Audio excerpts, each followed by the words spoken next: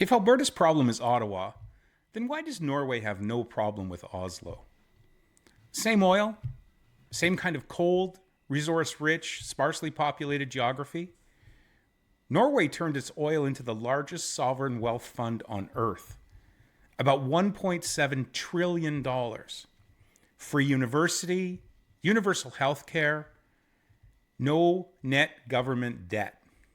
Alberta turned its oil into a $9.4 billion deficit and a referendum to blow up the country.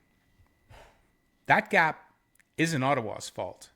And today, I'm going to walk you through exactly why and what the separation talk is actually costing every single Albertan right now before a single ballot is ever cast.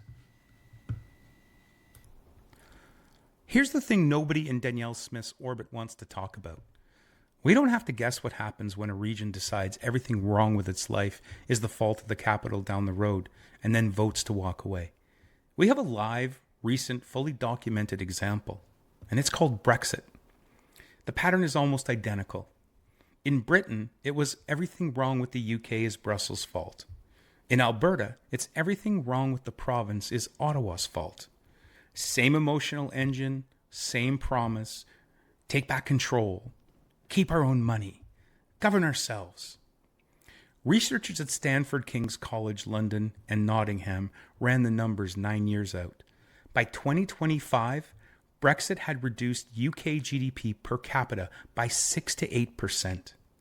Business investment was 12 to 18% lower. Employment down 3 to 4%. Productivity down the same for 3 to 4%. Here's the part that matters most for Alberta. The damage was a slow burn. It was almost invisible in 2017 and 2018. The Leave crowd pointed at the first year and said, see, nothing happened. But it accumulated year after year as uncertainty lingered and investment quietly walked away. The economists actually got the size roughly right before the vote. They predicted about a 4% hit. What they got wrong was the timing. It ended up bigger and more permanent than the forecasts. The slow burn nature is exactly what lets politicians deny it while it's happening. Now bring it home. We don't even need to leave the country for the second cautionary tale. In 1995, Quebec came within a half a percentage point of voting to leave. 49.4% yes. It didn't pass. And the damage was still enormous and permanent. Montreal used to be the financial capital of Canada. But the mere risk of separation, not separation itself, just the credible threat of it, drove head offices, capital, and talent down the 401 to Toronto. Montreal never got that crown back. Toronto became the financial center of the country, and it stayed there. That shift is permanent. 30 years later, and it's still not reversed. And here's the kicker for Alberta. Quebec had tidewater. It had the St. Lawrence Seaway. It had a direct border with the United States. It could physically move its goods to the world without anyone's permission. Alberta, on the other hand, is landlocked.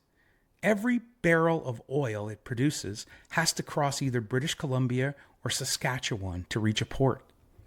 So the entire economic argument for separation, we'll control our own resources, collapses the second you look at a map.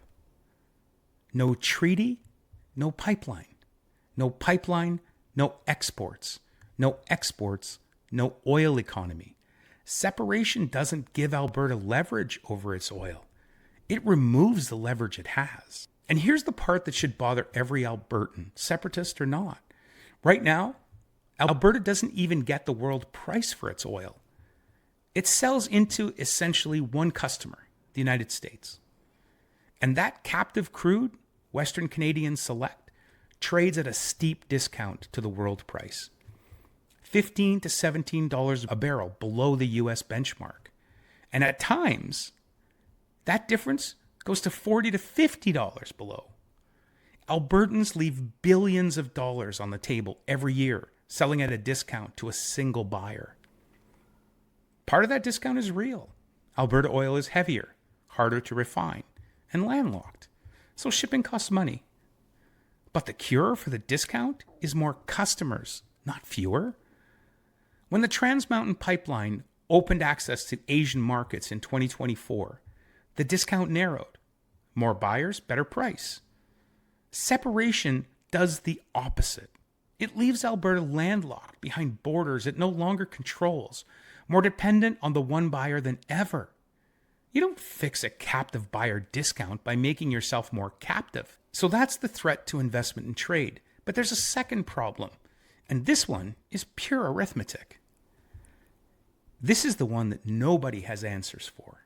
Here's the question I want every Albertan thinking about a separation vote to answer honestly. How are you going to pay for the country you want to build? Right now, Alberta has the lowest taxes in Canada. No provincial sales tax, the lowest corporate rate, and it funds the gap with oil royalties. Royalties that sit below 20% of the total resource value. For comparison, Norway captures around 78% of its petroleum profits. Alberta's own 2026 budget projects a $9.37 billion deficit, the largest since COVID, breaking Smith's own balanced budget law. Right now, inside Canada, with federal transfers helping cover health and social services, still a budget of $9.37 billion. Walking away means losing the roughly $6 billion a year Alberta gets back through the major health and social transfers. Gone on day one. An independent Alberta would have to assume an estimated $75 to $100 billion in federal debt. It would have to build from scratch and pay for its own tax agency, border services, securities regulator, aviation authority, pension system, and currency or monetary arrangement. University of Calgary economist Trevor Toome, who sat on the province's own Alberta Next panel, found that scrapping income and sales tax would strip nearly $80 billion out of government revenue, more than half of what the separatists themselves assumed the new country would cost. Other estimates put the total cost of separation at roughly $130 billion over a decade. The separatist base, broadly, the same group of people who have voted down a provincial sales tax for 50 years. They hate the carbon tax. They resent equalization. They want out of Ottawa precisely because they don't want to pay into a system. But separation requires building an entire system from scratch and paying for every nickel of it yourselves.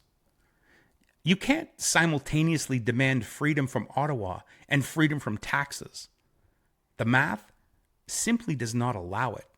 One of those wishes has to die. And the only way to fund the new country are volatile oil revenue, which is trapped behind pipelines you no longer control, or taxes. The very taxes the base refuses to pay. That circle simply does not square. Here's the truth that reframes the whole grievance. Alberta's fiscal frustration is largely self-inflicted. The Globe and Mail laid it out.